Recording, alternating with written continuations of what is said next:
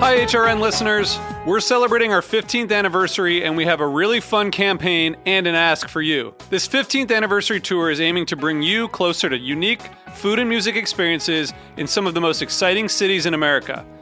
All the while, we're raising funds to support our work empowering the next generation of food systems storytellers through our fellowship programs. Here's how it works. Donate to HRN and be entered into a raffle in the city of your choice to win a dinner for two at a noteworthy restaurant and tickets for two to a concert at a prominent local venue.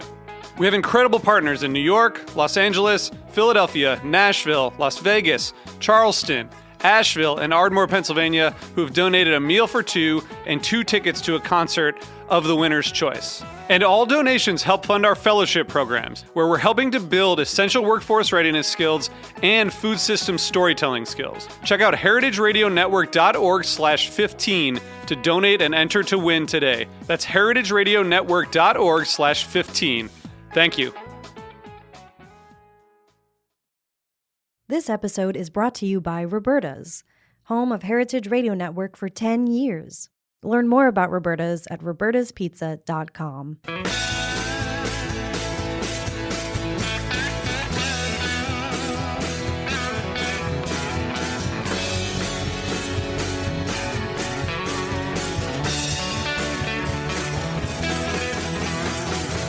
Hey, welcome to Beer Sessions Radio on Heritage Radio Network. This is our first show of fall. It's September 7th, 2021. And I'm going to call this episode the Beer Geek All-Stars because we're actually going to talk about beer today. We're not going to talk about ingredients or other things and issues in the beer world. We're just going to talk about beer. So let's have our guests introduce ourselves. Let's start with Sean. Sean Lawson of Lawson's Finest Liquids in Waitsfield, Vermont. Great. And Kevin? Hi, Kevin Kane, Casket Beer, beer writer based in New York. Well, talking about beer geeks, 10, 11 years ago, for me going up to Cooperstown to Belgium comes to Cooperstown, one of the coolest small breweries in Vermont was Lawson's Finest. And, it's the kind of beer that you always talked about. It was back when you could only get Vermont beers in Vermont, or if you were lucky, your friend might have worked at a bar like Blind Tiger and brought you a taste.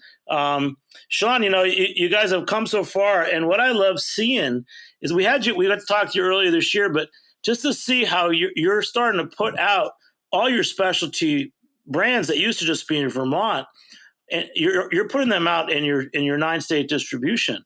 You want to just tell us about a little bit of that growth? Because I'm right now drinking the new Kiwi, the Double IPA, and it's outstanding. So. Excellent. Well, that's what I brought along this afternoon, Jimmy, to enjoy myself, is the Kiwi Double IPA.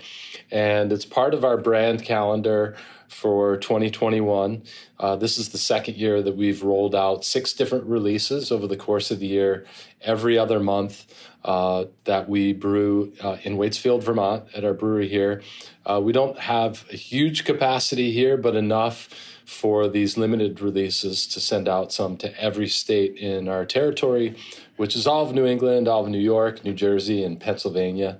And it's really exciting to get to share these specialty beers with fans out across our territory. So it's been an intentional move to at least get a taste of these beers out to the rest of the market. They've gone really well. Our distribution partners are thrilled by that, and we're working on putting the final touches on next year's calendar that we'll be sharing with our wholesalers at our summit next month when they come to Vermont virtually again this year to join us and talk about plans for the next year ahead. Yeah.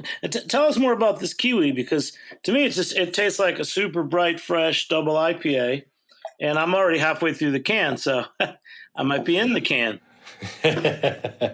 Well, Kiwi is a nod to the source of the hops. The New Zealanders refer to themselves as Kiwis, and so it's got a big dose of Nelson Sauvin and Pacific Jade. The Nelson brings this vinous character, a fruity white grape style aroma and flavor to the beer. And then the Pacific Jade, which has a nice spicy and earthy element that help ground and round out the beer.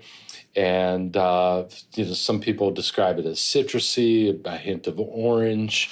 And some of the Southern Hemisphere terroir, if you call it that, it's hard to describe. It's hard to pin down.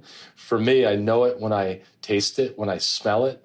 And I have a hard time describing it. Well, what makes it different than the Pacific Northwest hops? And it's je ne sais quoi, which is not from New Zealand, but I don't know.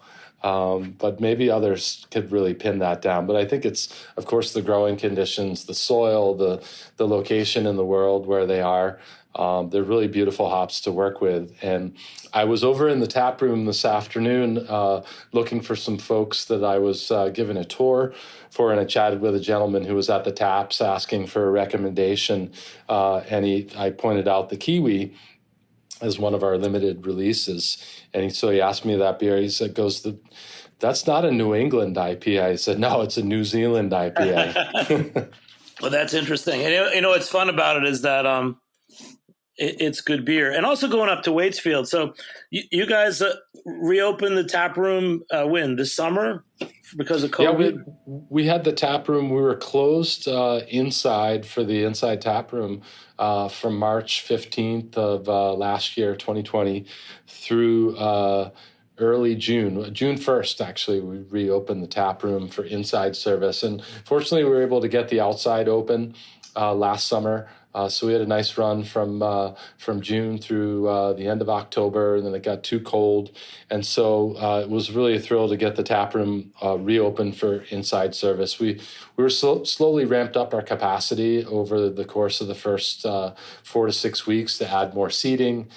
We started with reservations only, and then we gradually opened it back up to just walk in. But we still have a bit more limited capacity. We're doing seats only, so you have table seating.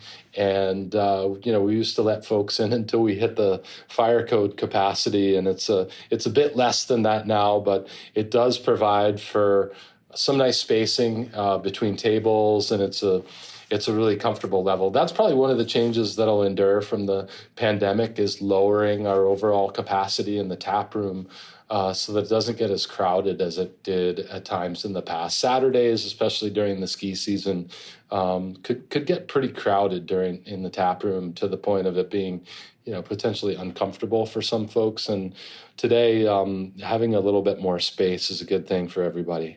Yeah, I feel like that might be the general rule going forward is whether it's 6 feet of distance or just some general space. Sean, I always wanted to ask you, I never knew where you're from. Where did you grow up? Because I'm going to guess at your accent. Yeah. Well, I've been in Vermont long enough for some of the local dialect to have worn off on me, but I'm a Jersey boy originally. I grew up in New Jersey.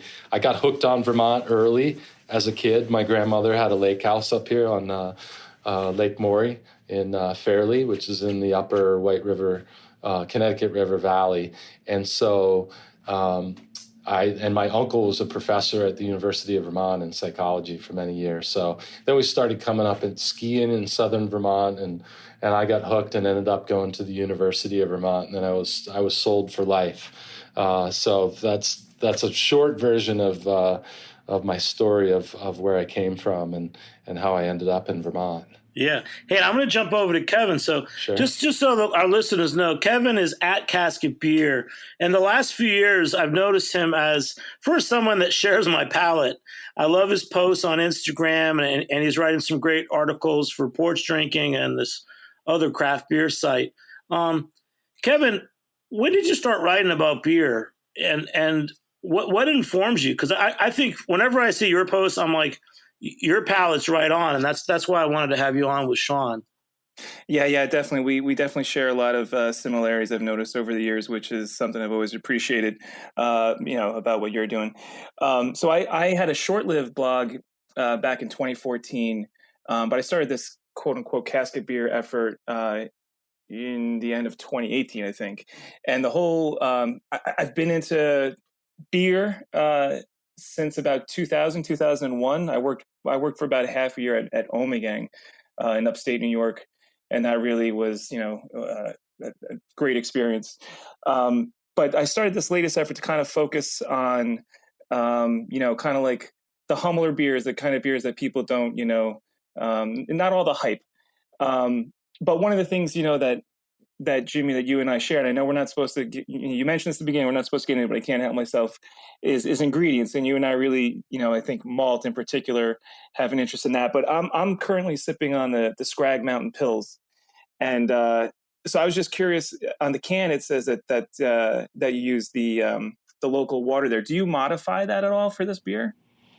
That beer, we hardly touch at all. We add a little bit of calcium because it's a soft water source, so it doesn't have, it has very little in the way of minerals, hardness, and the calcium is a little bit low on it. Calcium is essential to the mash enzymatic process, and so that we just give it a light touch of a little bit of calcium. Otherwise, that's straight from the ground through a carbon filter and into our kettle, into the mash.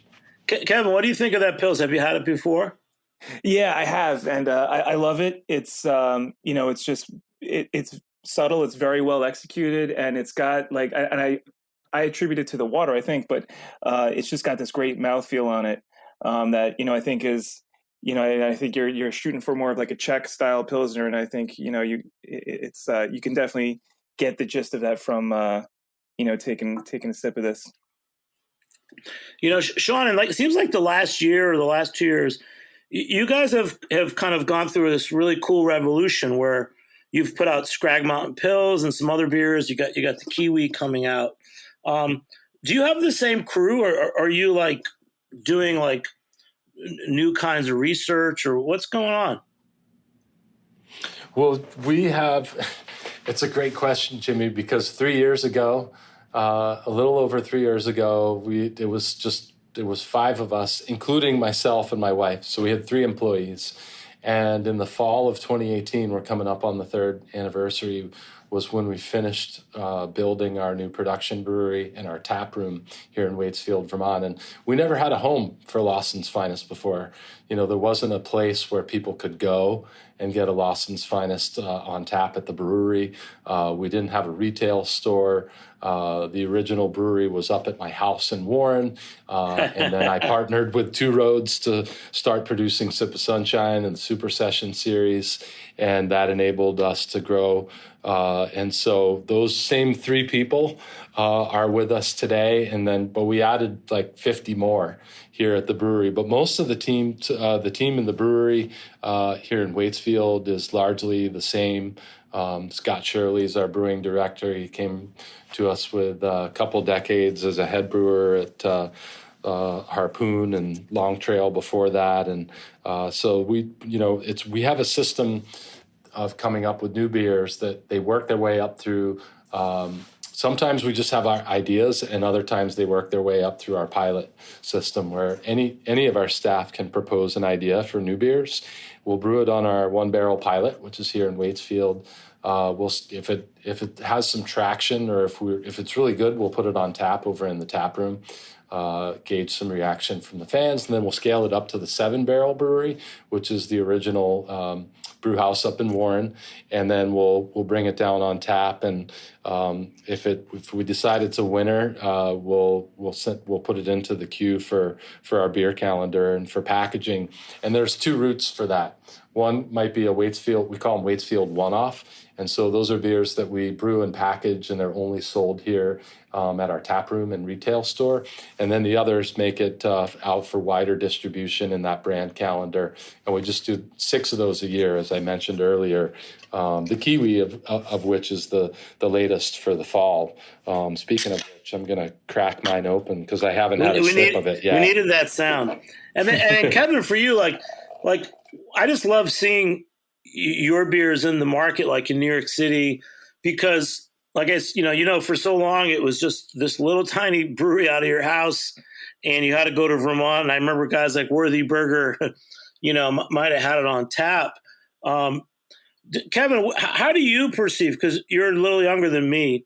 How do you perceive the Lawson's Finest brand? Well, yeah, I'm a little younger than you, but I'm still probably older than a lot of other craft beer drinkers out there. I don't know. I've been going to Vermont for a very long time. similar to Sean, I had family up in Vermont when I was younger, so I spent a lot of time going to Vermont, all my life pretty much, and also snowboard. So I spent a lot of time going up there. And I mean, Lawson's to me has always been this fantastic brand. I mean, it's always a high quality product. It's one of those beers to me that, you show up at a party with, sip of sunshine and nobody's going to be upset about that. It's like, I personally hold it up there with Sierra Nevada Pale Ale. It's something that's reliable. If I'm ever in the store and I'm indecisive, it's something that I know I can go to and count on, and it's always going to be really good. I also think it's very interesting, watching your brands, and I'm totally excited to see it moving into different states. Similar to Allagash, when I see Allagash pop up in other markets and how excited people get, I know that that's going to be the same thing with Lawson's, and it's super cool to see people in other states, get really excited about you popping up. And one of the things that interests me, Jimmy, I hope you don't mind me jumping into it, is like, because I'm into beer history as well, and your use of maple. I would assume you've been doing that from the beginning, and that's something that I believe historically was used going back, like into the 1800s in Vermont. So it's interesting to see, with the popularity of adjunct beers, you've been using maple as an ingredient for a while. So I'm curious, how your maple beers have, if they've fluctuated in popularity over the years, if they've become more popular recently. And I assume you're probably gearing up for some releases in the next few months with that. So curious about that. Ooh, good question, Kevin.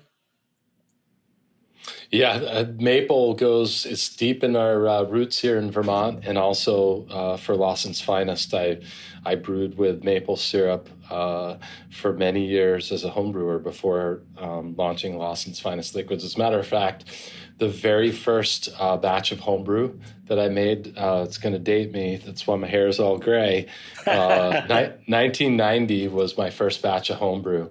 And I brewed a batch of maple wheat ale, because there were a couple of maple beers brewed here in Vermont that I really enjoyed, and aspired to create something like that. Especially the Vermont Pub and Brewery had a really nice maple beer that I enjoyed back in the late 80s. And so I was inspired by that to brew with maple. And then also to do something that goes back much further in Vermont lore and Vermont history, and that is sap beer. And so, Kevin, I encourage you to look up the story on NPR.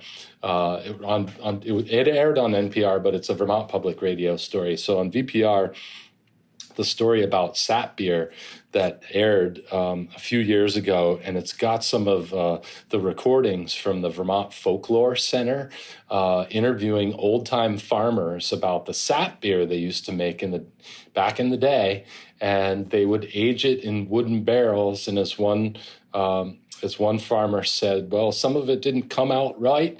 It would be all stringy. So I assume that it meant that it was infected, or that it was, contaminated with some wild organisms, and it got thick and stringy.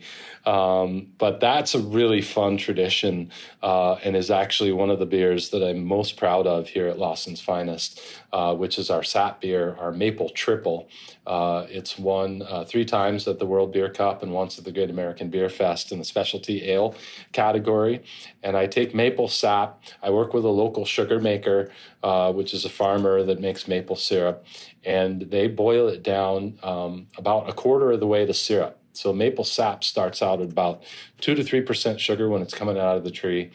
To make maple syrup, it's concentrated to 67% sugar. I have them boil it down to about 15% sugar. So it's like 15 Play-Doh if you're a brewer. And then I use that liquid to mash in with the beer. So I replace the mash water with that sap, and I reserve enough to sparge with. And so it's all maple all the time, and it delivers a really intense maple experience in the bottle and in the glass. And then, true to tradition, I age it in oak barrels for a full year. It starts out as a very high gravity beer. The wort is about 28 to 30 Plato, depending on, it varies year to year. And then the finished beer will come out of the barrel at about, we age it in maple liqueur barrels, and it'll come out typically right around 12%. It goes in around 10 and a half, and then it picks up about 1.5 to 2% ABV sitting in the barrel as it evaporates a bit, and it picks up some of that maple liqueur spirits, and it delivers that extra layer of maple flavor there. So maple beers have been something that have always been near and dear to my heart. And as a matter of fact, next week is our first batch of the season of our Facein Maple Imperial Stout.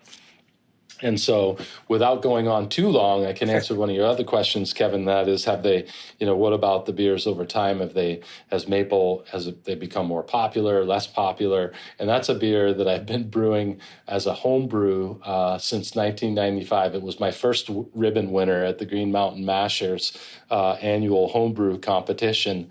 And I think it used to be more popular, more sought after. And then in today's day and age of pastry stouts, and as beers, I think generally on that high gravity end, have become more and more sweet and had more adjuncts and specialty ingredients, a maple imperial stout doesn't quite stand out from the crowd as much. Just my guess, my hunch, we still have a lot of fans that are favorite, of that beer out there, and it still sells well, but not quite at the brisk pace that it used to years ago when before the time of pastry stouts. Sean, let me take a step back, and Kevin, you can jump in after me. But Sean, so with maple, I'm really glad you mentioned sap, because before you said that, I was going to say, well, do you brew with sap or with maple syrup? Is a maple beer going to fall into the same problem category as a pumpkin, where people expect spices even if there's no pumpkin or squash in it? So for you, how did you determine that you wanted to reduce your sap to 15%, sugar and stuff like that? Because when I've recently tasted some saps, I've tasted birch sap and maple sap, and it's like this beautiful water with just like a hint of something. Tell me more about that process of learning how to brew with sap. It's pretty cool. So many layers there, Jimmy. So many layers. So maple does fall into that sort of that challenging category of ingredients where the flavor doesn't typically come through in the finished beer, because it's all sugar. And so the sugar, being a simple sugar, ferments out. And so it's difficult to get that maple flavor to carry over into the finished beer. So trial and error is how I figured it out over time. So with beers that I add maple syrup, we add maple syrup at the end of the boil. I've experimented with a lot of different additions, end of the boil plus in fermentation or in secondary fermentation. I've used it to prime, and bottle conditioned beers. But I found the use at the end of the kettle is sort of the most effective at carrying over the maple flavor I'm looking to achieve. And what's key in formulating or creating the recipe for a maple beer is that you use a malt bill that will lend enough sweetness to the finished beer that gives you that impression that there's syrup in the beer, and just enough maple flavor carries over that you get the sense that you're tasting a bit of maple syrup in the beer, because you don't get any sweetness in the residual finished beer from the maple syrup. The sugar literally all ferments out. So that's the syrup approach. And then the sap approach was, again, trial and error. If you just use straight sap at that 2-3% sugar, you don't get any maple character in the finished beer. None of it carries over. And so I tried out a few different ways. And then looking into the lore, into the history, that was one way that farmers would use what they call the last runnings. So at the end of the season, you're boiling down the last of the sap. You've hit the end of the run. As soon as the buds break open on the trees, the sap becomes more bitter, and it's not suitable for making syrup anymore. And so when you get to the end of the good sap, you boil down as far as you can in the pan, and then there's a certain point you can't go any further without burning the pan. You have to pull it off and either reduce it further in a small pan, or you find another use for it. And some sugar makers would make sap beer with it. And so that's how I started using that concentrated maple sap, was just trial and error. And I went to my neighbor, Paul Marble, who I helped sugaring back in my old days. And so I said, hey, Paul, at the end of the season, can I get your last runnings? And I asked him first, what do you do with them? He's like, I dump them on the ground. And I was like, wait, no, don't dump them on the ground. Can I come and bring some kegs and fill them up? He's like, sure. And so I did that, and I made beer with it, and man, did it work. And then when I tried putting it in an oak barrel with a maple liqueur, it took the maple character to a whole nother level. So that was those were the approaches I used with maple, trial and error, to get to where we are today, and with a few different ways of achieving that maple character. Kevin, is that more than you expected? No, it's awesome. I mean, like I said, I'm into, the history of it. I'm gonna check out that story, and then maybe have to write a bit more about this in the future. The accents are classic on that. The recordings of some of the old timers that they have talking about sap beer. Sorry to interrupt, Kevin. No, that's all right. That's all right. I have there's a book, Vermont Beer. I'm sure you're aware of it. And there's a recipe in there, and I think it's from the early 1800s. And they also mention, I think, adding spruce, or adding some spruce in there to the mix with them. And I make a spruce tip beer, also a few different ones. Yeah. Well, back to sap. I was just happy you talked about sap, because remember about 10 years ago, I had a friend. He was a barbecue guy, and he spent the winter up in Vermont. And he said, he had an event, and he said, I'm going to come and cook a pig in sap. And I had no idea what he was talking about. And I didn't realize that the sap was basically just a liquid. And it was scented and beautiful. And I expected the sickly sweet thing. And it really informed me. So go for sap, bro. I like it. You could drink it straight. It is the most beautiful beverage. There's a couple of them out on the market that can it and carbonate it, and it's of course got all the health benefits of trace minerals and antioxidants, or whatever there is in maple syrup. It's a magical thing. Maple sap. Yeah. And on another kind of brewing geek thing, what was I going to say? I just forgot. I had the Kiwi Double, man. I'm losing it. But sap, what else? What's the next question, Kevin? We went from maple to sap.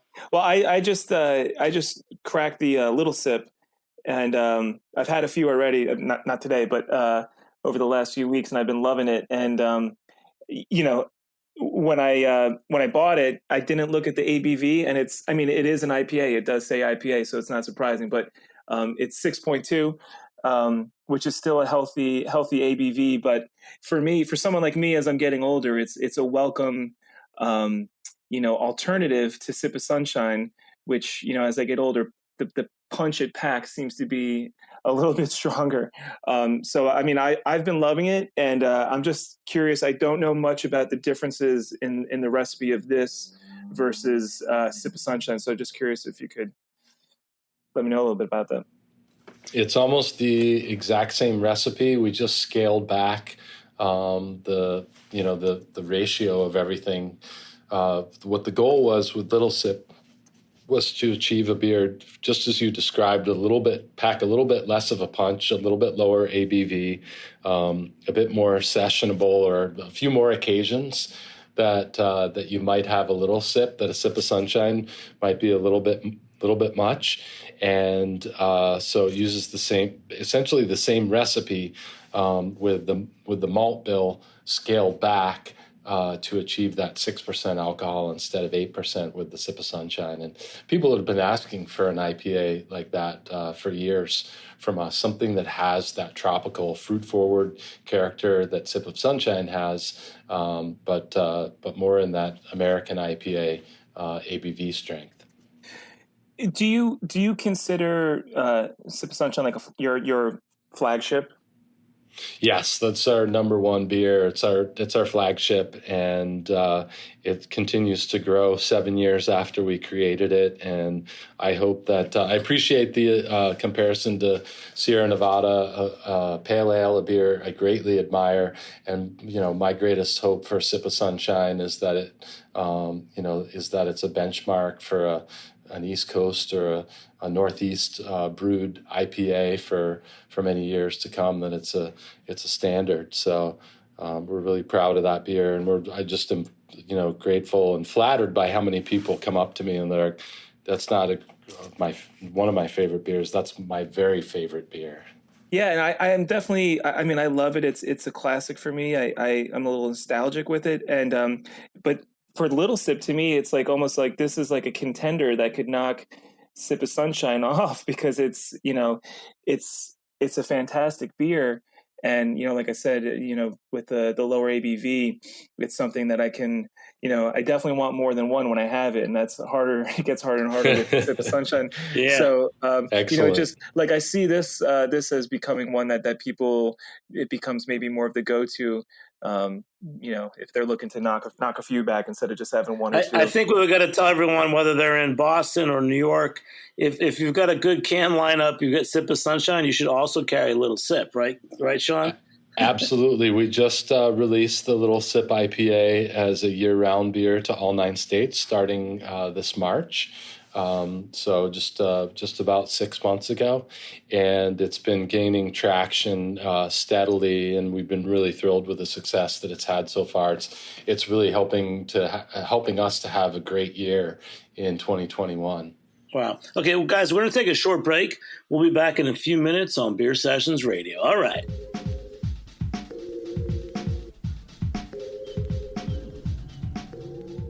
This episode is brought to you by Roberta's, home of Heritage Radio Network for 10 years. Roberta's was founded in Bushwick in 2008 and has become one of the most iconic restaurants in the country. HRN made its home inside of Roberta's in 2009, and together they have become part of the DIY fabric of the neighborhood. Roberta's, the pizza restaurant, is open for lunch and dinner 7 days a week and serves much more than just the famous wood-fired pizzas. Their team dreams up new salads, pastas, and sandwiches on the regular. Roberta's Tiki Bar is alive and well in the back garden, serving up frozen drinks in the summer and hot toddies in the winter. Stop by the bakery and takeout spot next door for fresh breads, sticky buns, and pizzas to go. And of course, there's the 2 Michelin-starred Blanca tucked away in the garden for truly daring diners. But Roberta's also extends beyond Bushwick, with multiple locations in New York City and now in Los Angeles. You can also find their frozen pies in grocery stores around the country. The spirit of Roberta's, like Heritage Radio Network, is everywhere. Here's to many more years of pizza-powered radio. Learn more about Roberta's at robertaspizza.com. Hey, welcome back to Beer Sessions Radio on Heritage Radio Network. Become a member and support us at heritageradionetwork.org. All right, we're talking with it's our Beer Geek All-Stars. We got Sean Lawson of Lawson's Finest and Kevin Kane of Casket Beer, which is one of my favorite beer writers and beer Instagrammers right now. We were talking about maple and sap, and we went through the Kiwi Double IPA for Lawson's Finest and the Little Sip IPA. Let's talk more about like all the things you have coming out in the pipeline. I just love it. Not too long ago, let's say even a year ago, I was told that only certain beers are available in Vermont, and including like the Triple Sunshine or the Double Sunshine. How is this going for you that you can get every beer that we ever wanted is now going to be available in places like New York City? Well, I wouldn't say every beer you ever wanted, but we're doing our best to get some of our special beers out to all of our fans within the range that we currently distribute to. And this year, we're going to cap off the year with one of the most special beers that we've released out to all 9 states, and that's Triple Sunshine. And that beer has only been available here in Vermont at our Waitsfield location to date, with the exception of a few small shipments that we've sent out previously, but it hasn't been regularly distributed before. And that's the Sunshine series taken and turned up to 10.5. So it's a 10.5% triple IPA. It's part of the Sunshine lineup that started with Double Sunshine, which inspired the creation of Sip of Sunshine, which then in turn inspired Triple Sunshine. And then finally, Little Sip, little cousin to Sip of Sunshine, was born. And it's that's our most popular line of beers. And Triple Sunshine has been pretty steadily our number 2 seller here in Waitsfield, Vermont, for our retail store, right after Double Sunshine. That's another beer that you can only get here in Waitsfield, Vermont. So it's going really well. The limited releases have been received really nicely out in the marketplace, and we're looking forward to bringing some new ones and really some fan favorites. So, we're talking about the Kiwi Double IPA today. It's new to folks throughout the territory, except those that have come to Vermont and tried it before, because it was a very limited release, but it's a fan favorite. It's a beer that people have been looking for, asking for years, since I was brewing it on a very small scale in those 22-ounce bottles. Let me go back for our listeners. 10 years ago, there were certain beers coming out, and I'll say Hill Farmstead and Alchemist and Lawson's Finest, that you could really only get in Vermont. And the mystique of that was it was a very special time. So much has changed since then. Like New York State, since 2014, craft beer laws have evolved. There's been so many more breweries everywhere. You guys are expanding. What is the mystique of Vermont? And because I know you grew up, you spent time there, Kevin spent time there. I've always said, Vermont is this place where you just say Vermont and everyone gets it.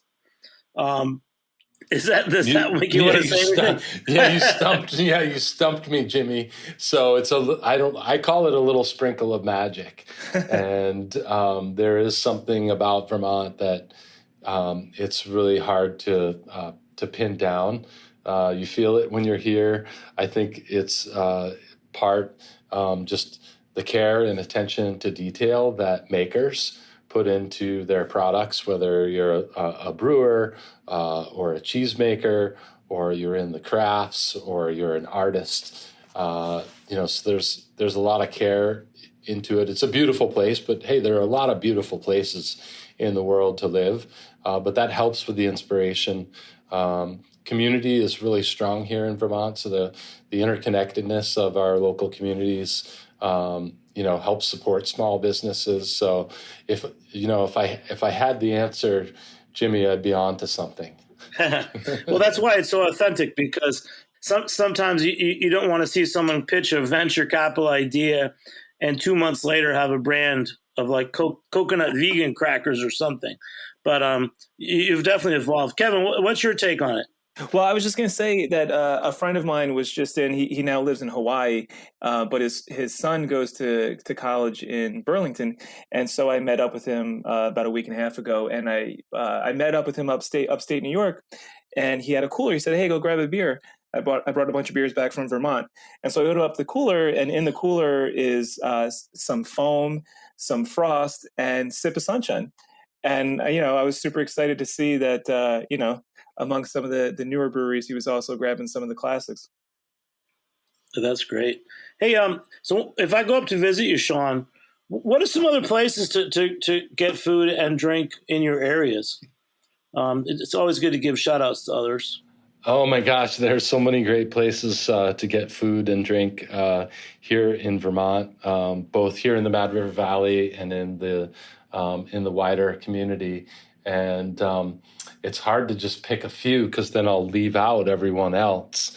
But if you were going to go to eat somewhere close by here, Hen of the Wood up in Waterbury is an experience not to be missed. And if you can't get in there because they have a small dining room, They're actually opening up a new location in Waterbury, which is where the Alchemist started, and which is where now Prohibition Pig is in their original location, another small brewery. And they have a Burlington location also, so you can probably get a table up there. And then venturing up to Burlington, one of my favorite places to go is Zero Gravity, their brew pub. It's also a branch of American Flatbread, which was started here in the Mad River Valley, and it's an artisan flatbread pizza that's made with love, and you can taste it. They are so good. Sean, I'm going to do Zero Gravity. Yeah. Was there a guy named James with a beard? Somebody. Yeah. There's so many breweries that I've met and interacted with, and I've never been there. But I think of Zero Gravity. I can't remember everybody, but you don't have any. I'm not. It's not ringing a bell. So Paul Saylor is he was the brewer that started. That's it. It was Paul. Started. He has Paul a beard. Saylor. He has a beard, doesn't he? He doesn't these days, but he might have at one point in time. Yeah. Yeah. Yeah. I'm only laughing because it's like, I mean, Kevin, take over, bro. I'm on the Kiwi Double IPA, but there's just so many good places to eat and drink up there. That's one of the greatest things about that area. But this time of year, though, I'm thinking that everybody's got to strap on their lederhosen and dirndl and head over to Von Trapp. Yeah, absolutely, and of course, the Alchemist in Waterbury was one of the inspirations for me starting up Lawson's Finest. I used to go to the brew pub there prior to this is before they started canning the Heady Topper and opened up their new locations, and so that's one of my favorites from way back when. But when I started in 2008, there were about 18 breweries in Vermont, and now there's over 70. And I hardly know all of them, but I'm looking forward to trying more of them. Yeah, I love hearing you talk about your homebrew days, Sean. You really do have credit. Like I was going to ask you about your growth, but it makes sense because you've really been doing this a long time. Just tell our listeners, like, when you went from being a home brewer to trying to get into this business. I started as a proof of concept. So I was an environmental science major in college, and I'm a little starry-eyed and naive. I thought, I was going to be a part of saving the world. Even in the 1980s, climate change was a real thing that some people took seriously, and they kind of I took notice, and I'm like, I want to be a part of, making a difference in the world. And so I went into that venture.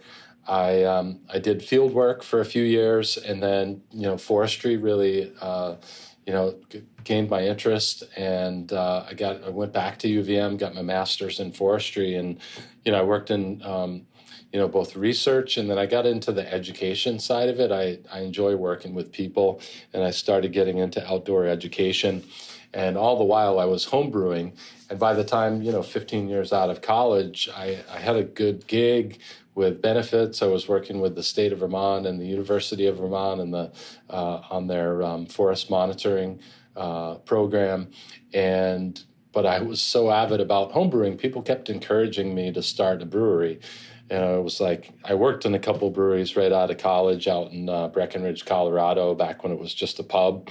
Breckenridge Pub and Brewery, and down in Flagstaff when the Beaver Street Pub and Brewery opened.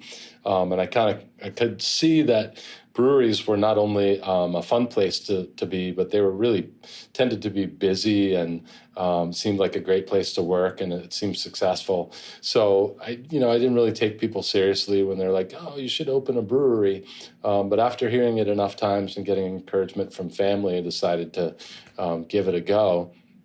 as my homebrewing skills got better. And so I started out as really a proof of concept with a 1-barrel system back in 2008. And I also wanted to kind of see, I kept my day job, of course. I had benefits and good pay. And I was like, I'm not going to quit that on the spot. And so it worked out all right, because the day I started selling the beer, I couldn't make it fast enough. It's only 30 gallons of beer at one time, so it's not that hard to do. But it clearly had some traction, and we started to get some publicity, and people started writing about our beers and then taking them back to wherever they had visited Vermont from. And things were going well. Beer Advocate was a thing, and people started trading for our beer and talking about it in the forums. So I knew I was onto something, and after about a year, I quit my day job and dove into it full time because I was loving it. And I found working on it as a job was even more passionate than work, just as a hobby, as a home brewer. And so that really propelled me into the next couple of years of just brewing as much as I could on that tiny one barrel system. It took me longer than I initially envisioned to expand. It took me 3 years to get the next system in there, which was the 7-barrel system. And on day one, that was too small. Also, I expanded the number of locations that we distributed to here in Vermont. And at the time, I was driving it all around Vermont in my car, in the back of my car. So I'd brew a couple of days a week. I'd package and clean and keep the books the other couple of days a week. And then I'd drive around and make deliveries a day a week. It's kind of hard to believe that that's where it all started, to where we are today, now in 9 states and brewing in 3 different locations, with that original location and our Waitsfield production brewery, and then our location down in Stratford, Connecticut at Two Roads, where we produce the Sip of Sunshine and our Super Session series, and some of our Little Sip IPA that goes out to southern New England and New Jersey and PA. Hey, Sean, so what was it you, as a brewer, as an owner, when you made the jump to 7-barrel system, and then also when you made the jump to brewing your cans out of Two Roads? When I got the 7-barrel system in, I was like, okay, now I actually have a brewery. I had a glorified home brewing operation before, because it was literally steps away from my house in an outbuilding that was only 280 square feet that me and some friends and my wife pitched in on building with a lot of sweat equity and very little money that we got started on. And when I got the 7-barrel system in, I was like, okay, this is a brewery. What I had before was home brewing. So it felt like I had made it. And at the same time, it was kind of stressful, because I was like, well, I took out a second mortgage on the house to pay for this thing. It better work. And that took right off. And I was so pleased with how the quality of the beers improved on a bigger system with better process control, and just system that was really made for producing beer, not homebrew. And then, like I said, day one, it was not, enough beer. And over the next couple of years, more and more people, distributors, retailers, customers, kept asking for our beer. And I was saying no all the time. And that's what led me to explore partnership down at Two Roads, where we started contract brewing, and then later, formed an alternating proprietorship so we could, incorporate, have our own, it's our own brewing license down there. And I was able to bring in my own ingredients, process, and create the beer that we really wanted to, that would approximate the flavor profile and really the brand that I was brewing up here in Vermont. And that's what made it successful, was staying true to brand. For us. So it's been quite a journey, Jimmy. I'll tell you, the hardest part was learning how to distribute beer. That was a whole nother business. I didn't know what I was getting into. But thankfully, Vermont allows someone to own a brewery and a wholesale distribution company. So Sean, I was able. Did you have a pickup truck? I had a Prius, so I used to tout that we had the only 100% hybrid electric delivery fleet in the wholesale beer distribution business.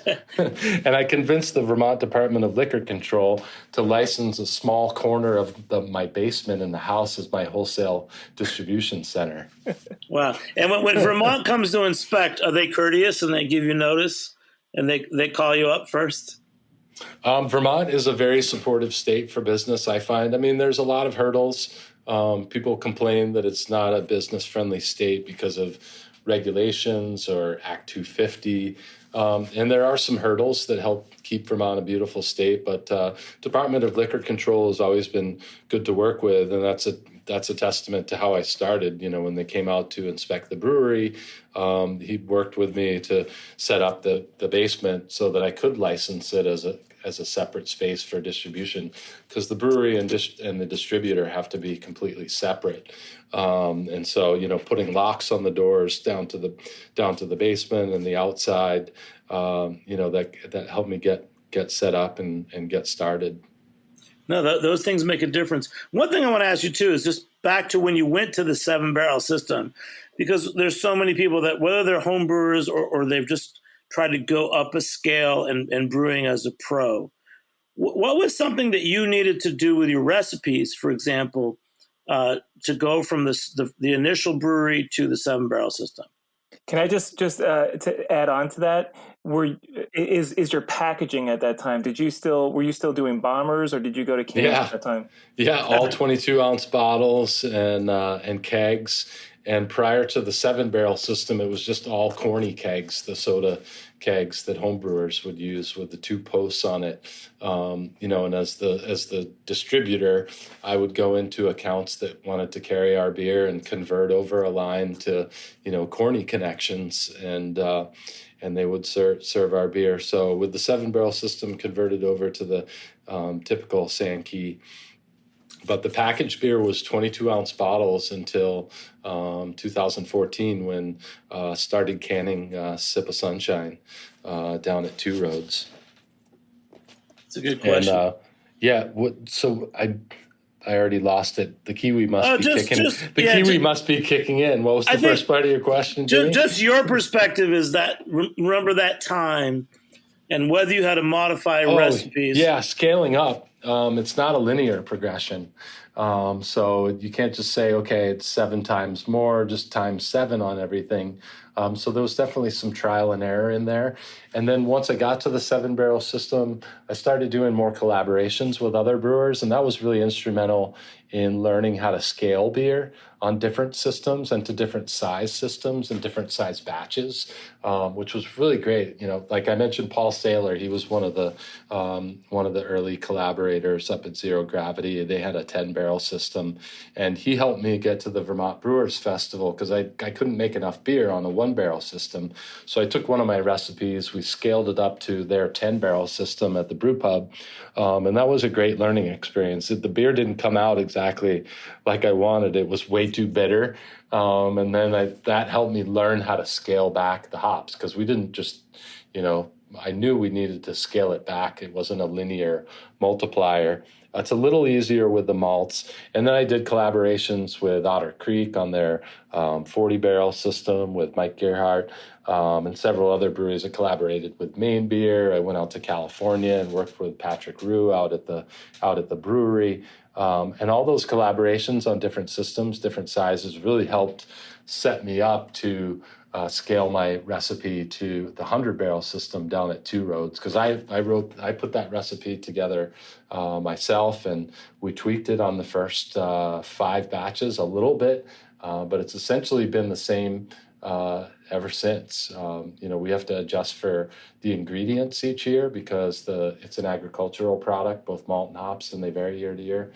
So those collaborations and jumping up to the 7-barrel system were instrumental in kind of learning how to scale recipes. So now I would find it's not easy, but with the experience we have, it's relatively easy to go from the 1-barrel pilot up to the 7-barrel R&D, you know, the Wizards Workshop up in Warren, to the 40-barrel system here in Waitsfield.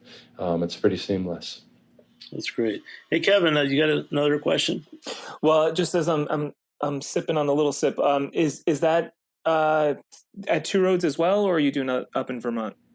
We brew that beer in both locations, which while I was initially reluctant to do that because I know the challenges of matching flavor profiles between 2 breweries, but ultimately we decided with the we had already launched it in Vermont a year ago, and it just made sense to keep our Vermont and then Northern New England production here, and then really looking at the water profile, because that was part of the decision in going to Two Roads, that the water that they have in Stratford, Connecticut, is very similar to the water that I'm working with here in Vermont from a water chemistry consideration. It's soft, it's low in minerals, low in calcium, like not a lot of alkalinity or residual hardness. Is that the biggest challenge brewing, at different facilities and different watersheds? I mean, to me, it's one of the biggest challenges is the difference in water, and then you have the differences in the equipment and the size batches, and potentially the process used to produce the beer. And I've been extremely pleased with how well we've been able to match the flavor profile between the two facilities. So we do side-by-side comparisons of every batch that comes out from Waitsfield, Vermont, and from Stratford, Connecticut.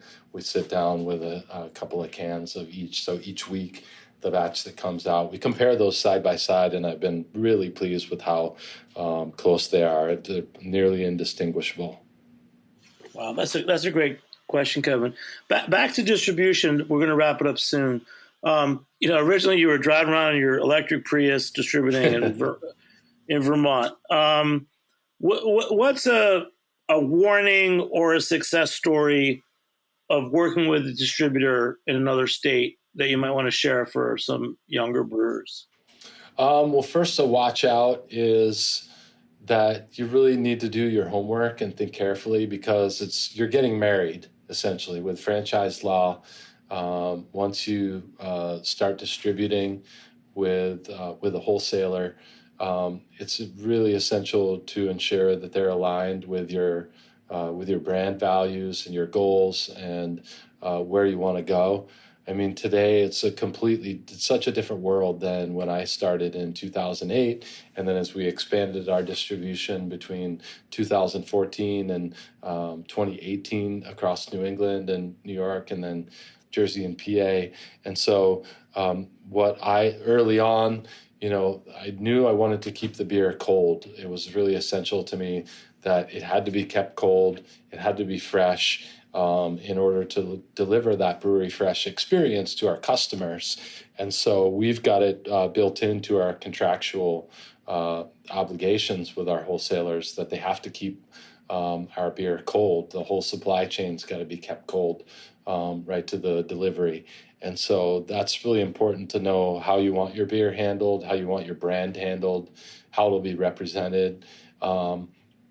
And then on the plus side, finding the right wholesaler is invaluable. They will really help you build your business. Again, it's a different world out there today. I mean, craft beer is more competitive than ever, and we're facing a lot of challenges. The world is changing rapidly.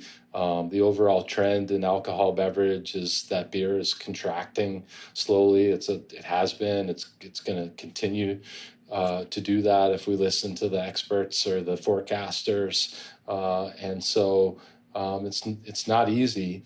And so focusing on kind of sound practices, attention to detail, and really ensuring that your beer is the best possible quality that it could be without compromise are really important elements for anybody starting out or considering expanding their distribution out into the marketplace. That's great, man. I mean, if anything, when I want a beer, I want a good beer more than anything else. I want to drink well. And next week, actually, we're doing our show in studio. We're going to talk about what it takes to get draft beer back up, since so many places, on-premise places shut down last year for COVID. Kevin, where do you get your beer? You live just north of the city, New York City. Are there a couple of shops that you buy your beer at? Well, my go-to place is a wonderful place called Beer Noggin in Bronxville, not too far from me. And DeChico's. I know you know the folks from DeChico's. So those are my spots. And then Halftime as well in Mamaroneck, which is also the home of Decadent Ales. And they had a devastating flood from the storm the other day. So, everybody should think about them right now, thinking about how they can support them. I'm glad you brought that up. I saw that yesterday. Could not believe it. I didn't know Westchester, first of all, had floods, but I saw the pictures. Decadent Ale. This was like, Sean, like back in 2011, whatever that hurricane was before Sandy. Oh, Irene. Irene wiped out. Isn't that what happened to Alchemist? And they wiped out that parts of Vermont. Unbelievable. But Kevin, what do they have? A GoFundMe for Decadent? For Decadent, I think they have something up, and it's in the same facility as Halftime. So yeah, whatever anyone can do for them right now. They had at least like 4 feet of water in there. Yeah, that's nasty. I remember that from Sandy and some of the distributors like Union Beer. The staff had to go in with boots on and try to salvage bottles and everything. Wow. Yeah. And Sean, last thing. So fall foliage. Come see us. It gets cold up there, but you guys still have a lot of things going on outdoors, don't you? We do. We're going to keep the beer garden open outside as long as we can. Typically, in pre-pandemic, it was open all year. We just clear the snow off, and we keep the fire bowls lit during the winter when it's busy, when there's a bunch of folks in. When folks want to hang out outside, we'd light up the fire bowls. Those are our fire pits outside. And especially during ski season, when people are all geared up, they hang out outside there. But fall foliage is just starting here in Vermont, and it's a great time to come and visit.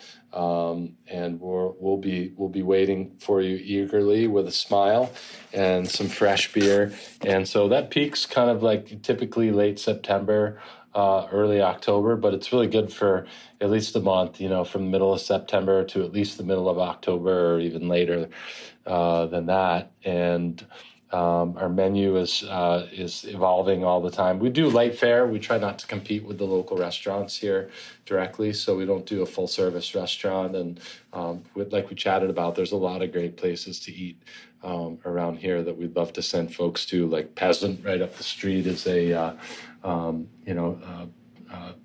like Peasant, like the common like Italian table fare. Chris does a wonderful job up there. I think I'm friends with him from New York, Chris Alberti, right? Yeah, Chris great Alberti. Great guy. He does a really fantastic job there. So we're open 7 days a week here, with a few exceptions on holidays like Thanksgiving, Christmas, New Year's, and occasionally we close a little bit early. So just be sure to check out our social media at Lawson's Finest, both on Facebook and Instagram. And then there's too much to say about the social impact program. Jimmy, you might have to have Karen, my wife, on, who heads up our SIP, or our social impact program, on another episode to talk about all the good things we do. But we're approaching the $1 million mark in just the 3 years that we've been open here in Waitsfield with our giving campaign, with 6 different areas in our social impact program. And the Sunshine Fund is leading the way, and that's really driven by our guests who donate in lieu of tips at the tap room. So hats off to all of our visitors and guests that come to Waitsfield, Vermont, and who donate generously to support healthy communities, economic and food security for people that are a little disadvantaged, and also sustainable recreation and conserving our natural resources here in the Green Mountain State.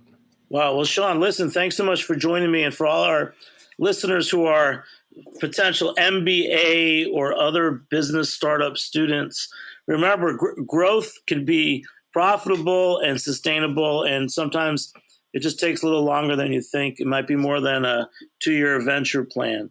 Thank you so much. And Kevin, what's your latest article that we should read?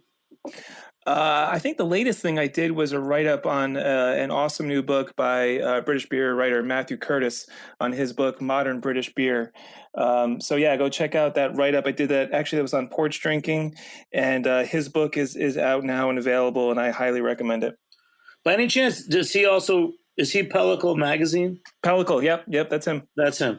So that's pretty great. Well, you guys are great. Sean and Kevin, thanks so much for joining me here on Beer Sessions Radio. Thanks so much to our engineer, Armin Spingen, for putting this all together. I'm Jimmy Carboni. We'll catch you next time on Beer Sessions Radio. All right, guys. Woo! Thank you. Oh, and sip. Thanks, Jimmy.